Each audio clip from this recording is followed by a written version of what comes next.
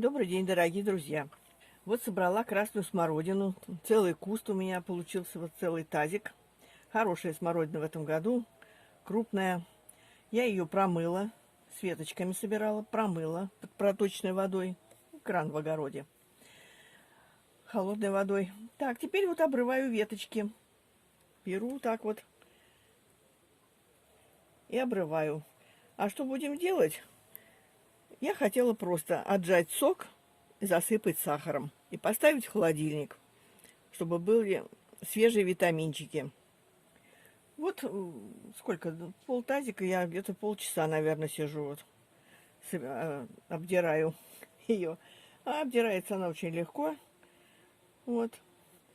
Так что варить варенье из нее нет смысла, потому что очень крупные семечки. Вот поэтому я решила просто засыпать сахаром и поставить в холодильник. Вот теперь, когда я закончу, тогда мы дальше продолжим. Так, вот ягод получился у нас 2 килограмма 800 грамм. Значит, соответственно, сахару тоже будем добавлять 2 килограмма 800 грамм. Банки я приготовила, простерилизовала, потому что сок будет с сахаром и хранится в холодильнике. Приступим. Вот я в марлю и дуршлаг кладу ягоды. У кого есть соковыжималки, пожалуйста, мясорубки. У меня марля. Старый испытанный способ. Толкушкой мну ягоды. Ягоды спелые. Я даже когда их перебирала, они у меня прям уже в руках лопались. Надеюсь, что и сок будут отдавать быстро. Вот и сок побежал. Вот. Дожмем.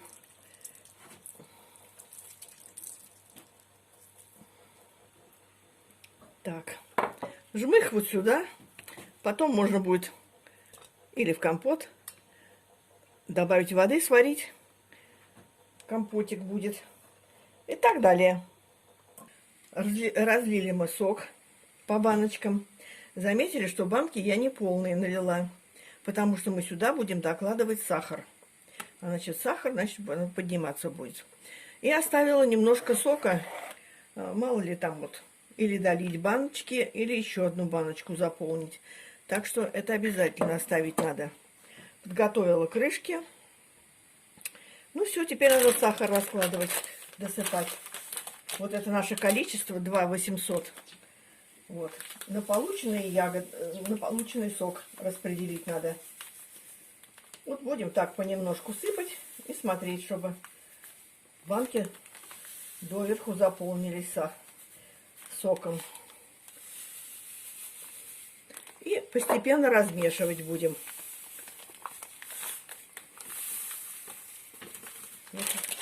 800 грамм у нас уже ушло. Сейчас размешаем сахар, чтобы он расходился там. Вот размешала в каждой баночке сахар. Но боюсь, что мне придется еще отливать, потому что, чтобы еще на одну баночку пришлось. Тут просто не угадаешь, сколько нужно банок, сколько соку налить в каждую баночку. Вот так приблизительно одинаково насыпаю сахар. Вот видите, уже 800 граммовой баночки уже вот почти под завязку. Ну, я потом отолью в запасную банку. Это не страшно.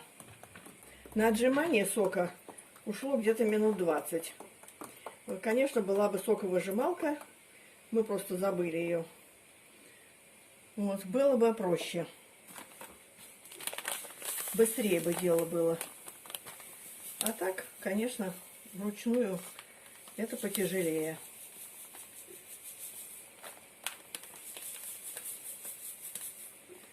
Вот. Вот считайте, еще 1 килограмм ушел. Еще остался килограмм. Теперь стерилизуем крышку. Вот такую пластмассовую для консервирования. Где-то 10-15 секунд. Держим в воде. Все. Она размягчилась. Достаем. Переносим. На салфеточке ее от воды немножко отбиваем. И накрываем крышку. Все. Укупорили. Итак, каждую крышечку закроем. Все, крышка остынет и можно ставить в холодильник. Сок, конечно, с сахаром лучше хранить в холодильнике, в холодном месте. Вот, тогда он не испортится, не взорвется, ничего. В общем, во все эти банки зашло 2 800 сахара. Вот по 720 грамм баночки. Ну, считайте, полтора, да?